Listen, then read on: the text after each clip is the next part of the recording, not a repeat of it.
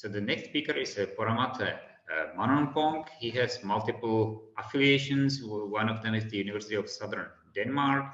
Poramate has been working on control of walking with neural-inspired controllers for some time. So today's talk is titled Nature-Inspired Embodied Intelligence from Neurons to Locomotion and Adaptation. The floor is yours.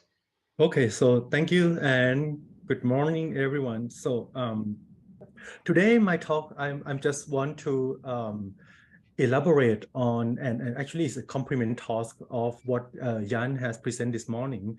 I just want to focus more on how we can learn from natures and make the use of, like what we learn from natures to speed up learning process in, robots.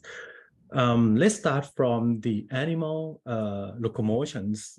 This is the very impressive video of showing that if you look at this animal like the cattle, the newborn cattle, it can learn to walk within, like minutes to hours scales, okay?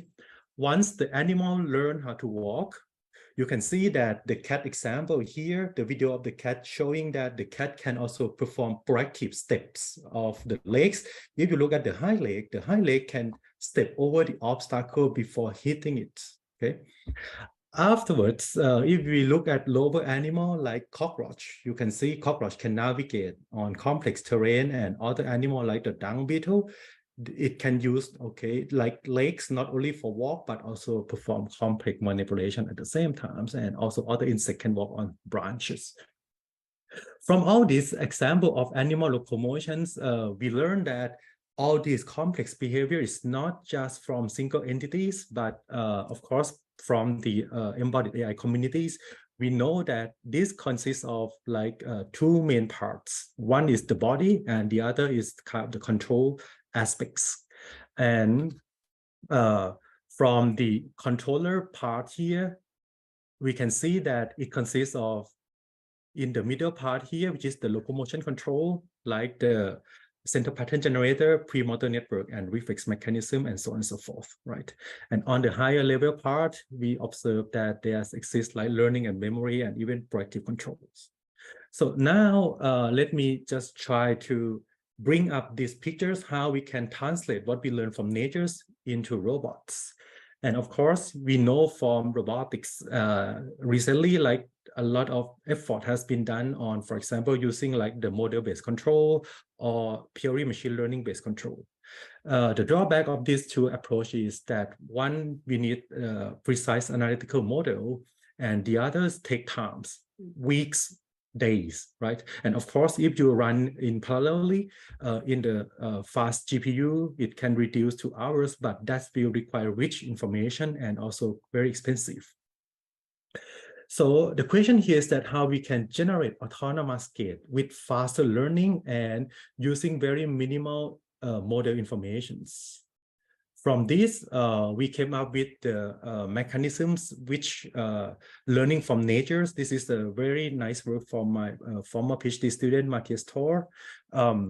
We came up with the simple network. Let's say we learned that in natures, we have this kind of center pattern generators. And therefore, we initialize the setup of the network from the center pattern generators. And we know that there's also a premotor network. We put the premotor network in the middle. Basically, what the premotor network does is that it's try to learn and try to translate the periodic patterns from center pattern generators into proper patterns of the different motor neurons, such that the robot can learn how to walk. With this schema or with these frameworks, you can reduce the learning times from hours to like just minutes. Okay. Furthermore, you can extend this framework, which originally if you look at this framework, it's just open loop control. Okay. From this, we can have the basic controller that can robustly generate like basic locomotion as open loop. On top of this, you can introduce this kind of subsumption architecture learning here, where basically what we do here is that we project the sensor feedback to the motor neurons here, and we learn these connections here. By doing that, we combine the projection of the output from the premotor neuron and through the sensor neuron to these motor neurons. By combining this, we have first part is open loop and the second part is the closed loop control. Combining this, we can learn multiple behaviors.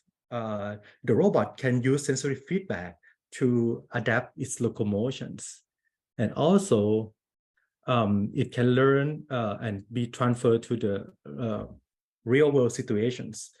We can also implement these frameworks through the quadruped robots. For example, here, I'm sorry for these kind of drawings. The quadruped robot also can learn between like 20 to 40 minutes. And we have also transferred these control policies to the real quadruped robot. This is also very nice work of my PhD student from Nanjing, Yen Bing. She has done this work on training and testing on the real quadruped robots.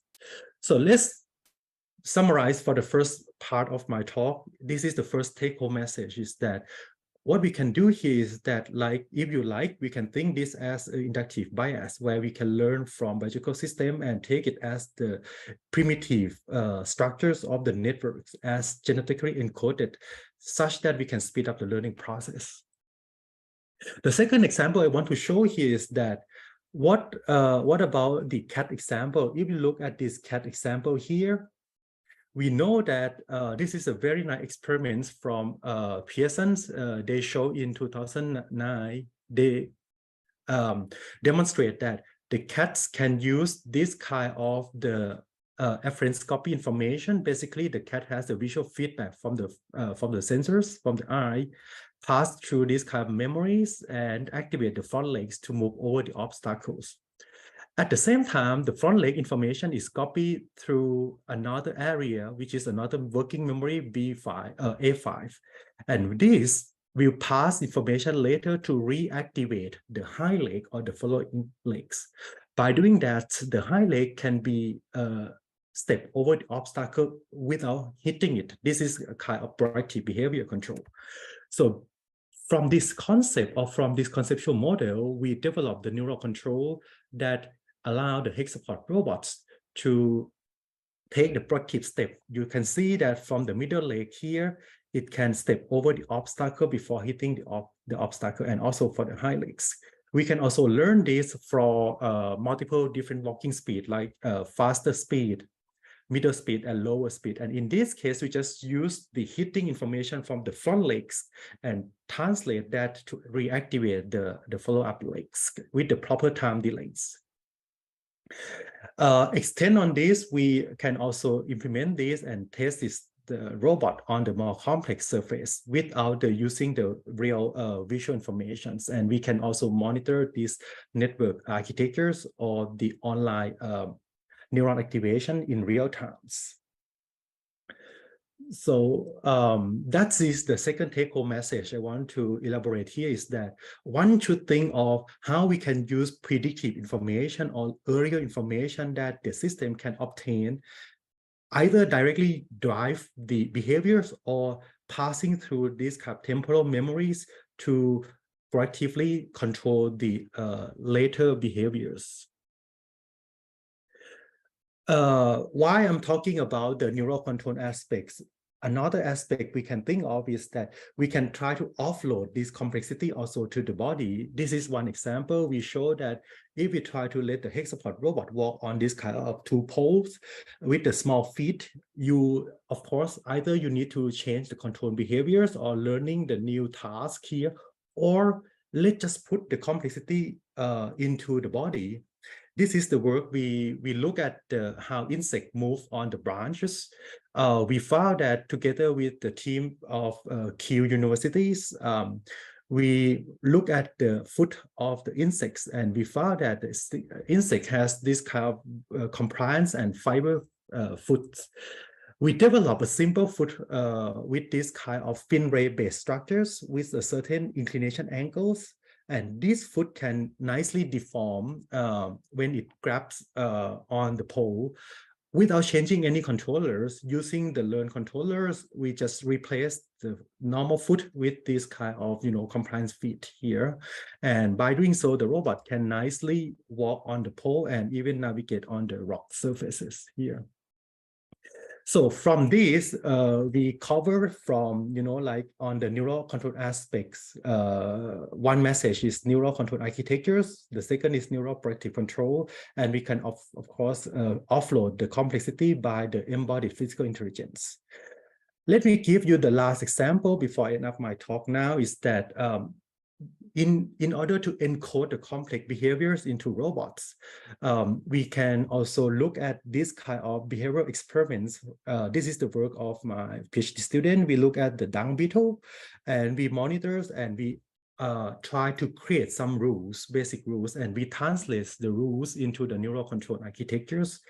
And by doing that, we successfully managed to let the robot move and also locomote and also transport and objects like the dung beetles. So this is the work which recently published in Cybernetics. With all this, I would like to conclude my talk, and I want to say here is that to achieve embodied intelligence is just not a single entity, which we all agree, and we need interdisciplinary knowledge combining from biologies, biorobotics, neuroengineering, and also soft robotics and so on and so forth. So with this, I would like to thanks for your attentions and also my team and collaborator for all these wonderful works. Thank you so much.